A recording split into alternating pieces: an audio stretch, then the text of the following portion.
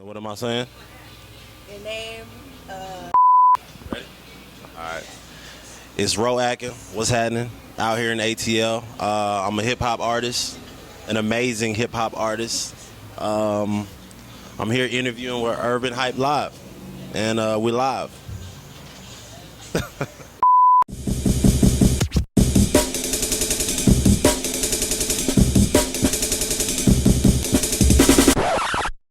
what's up, everybody? It's Britnee T'keyah. I'm sitting here with Ro Akin.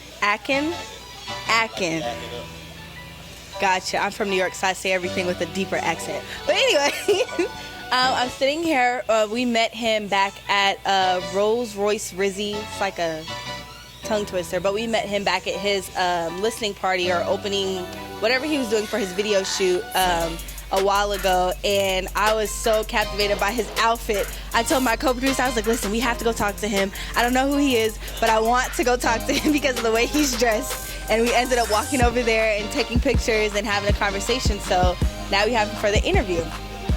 Jumping right into questions, just have to give you guys that brief synopsis.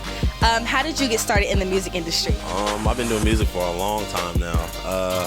My first introduction to music was I was working with this production team, and we got blessed, and we got a placement on Britney Spears, the song called Womanizer. Then after that, we did a record for Keisha Cole called Oh Oh Yeah Yeah. And then we just all decided that we're gonna do our own things and focus on, us individually. So now I'm doing my hip hop rap shit. Thing. Can I curse? Yes. Okay, cool. Yeah, so I'm doing my rap thing or whatever. I love music, so yeah, that's what it is. I read in like a little description that you are from Nigeria. Well, yes, I am Nigerian, but I was born and raised in Atlanta, Georgia. Yeah, I travel a lot, but yeah, straight up Nigerian. Okay, my best friend is Nigerian. So how is your Nigerian influence a part of your music? My mother and all my cousins and just, my family really, growing up with them, they're super strict and they're always playing music, in the house, and, they just, as far as the upbringing, goes, the culture. So I just try to, put that in my music and, just kind of let people know it's cool to be, cool to be African. It's cool to know where you're from. Okay, well, I'm from New York, guys. I'm not lucky enough to be Nigerian, but I am from New York. You're something. I'm Guyanese. That's one thing I am. So I'm a little bit of the Caribbean side. Got my own little food and everything. But anyway, vegetarian. Come on, vegetables. Still do the roti.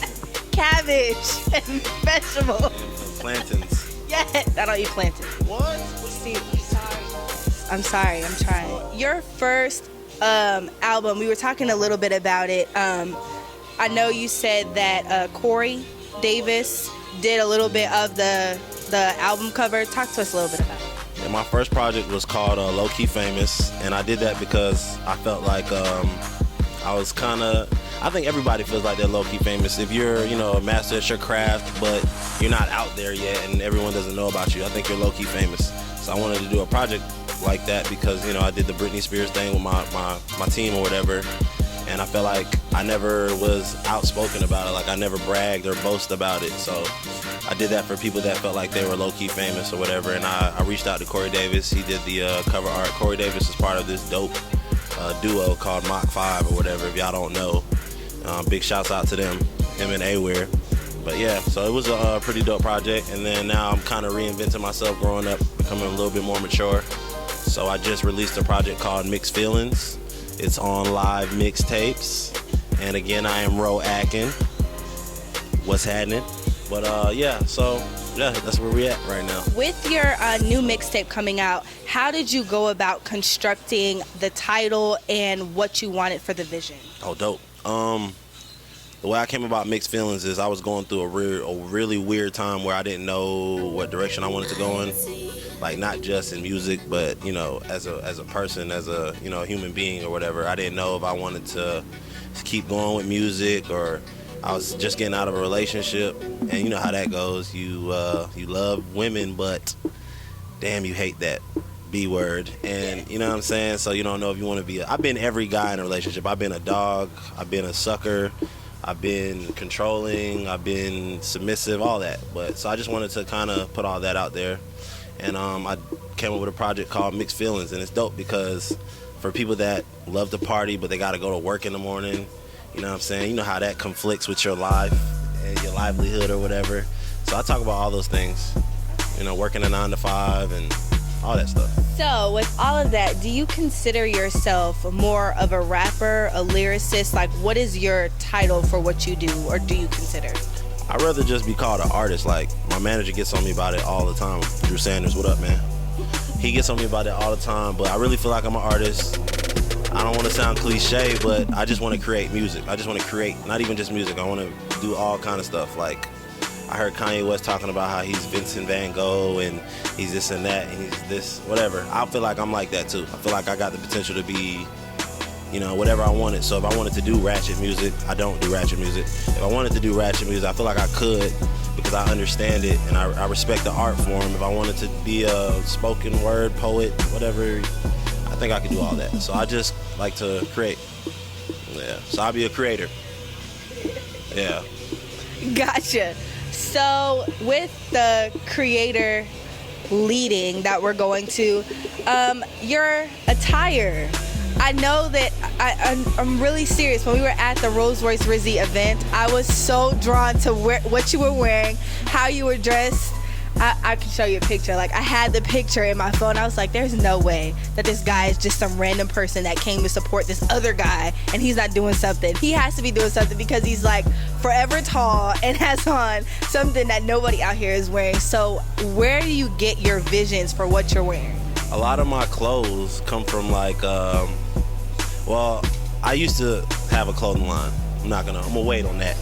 But I used to make clothes or whatever, and like I said before, I'm Nigerian, and my mother has hella fabric, or I would just go to like African stores, African shops, and just get stuff custom made, and I just put it together. Like this bracelet's my mom's, Nigeria. What up? Naija boy. But yeah, man, so like I'll just put it together, man, and make it my own, because I feel like how are you supposed to be a star or whatever if you don't stand out? Like, you know, what makes something special is because it's the fact that it's not like anything you've ever seen or heard or felt. And yeah, I'm special in a good way. Well, I appreciate it. You still look nice though. I toned it way down, all black, y'all, with a little necklace and a little colored shoes. So I definitely toned it down. And it's hot. It's really hot. It is hot. No, it's hot outside. Like, it's hot. Don't wear all black in 90-degree weather in Georgia. Don't do it. It's hot. So with your projects that you have, like, what aspect of putting together the music is your most favorite? I always ask that question, but I'm nosy. Putting it together, my favorite aspect of I don't know, it's the whole thing, because I like the fact, like, to me, music is so cool because it's pure silence. Like, you're starting out with pure silence and you're turning it into emotion, like a feeling. Because I don't know about y'all, but when certain songs come on, I feel a certain way. Either it brings a memory or you just visualize something. I think that's cool that you can kind of turn nothing into something. So, I don't know. I guess it would just be like, just all of it. I love all of it. From the beginning to the end, I love it all. So if you could give one piece of advice to someone that is in the music industry now, you know, like the crap rappers wanting to be the Kanyes or the Jay-Z's or any rapper, period, what would you give them? What advice would you give them? I say do you, straight up. Do you, because there's a lot of copycats, and that's whack. Like, I don't need to hear 100 Kanye West's or Jay-Z's or Amigos or Futures. Be yourself, like, straight up. And no one could ever compare you, like, if you're just an original, you know what I mean? So just be yourself. Okay. So do you have any projects coming up?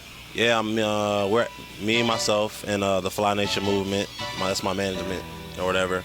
We're working on this project called Nigerian Nightmare, and we got another project after that. But we haven't come up with a title yet. But Nigerian Nightmare is just like an aggressive project. It's kind of like not to compare myself, but it's kind of like, you know how Wiz Khalifa did the Cabin Fever, and that's like his like aggressive kind of music or whatever for I guess. But I guess this is gonna be like my aggressive. This is my monster or whatever. You know what I mean? So it's gonna have a lot of heavy bass beats and a lot of trancey sounds or whatever. But it's gonna be dope.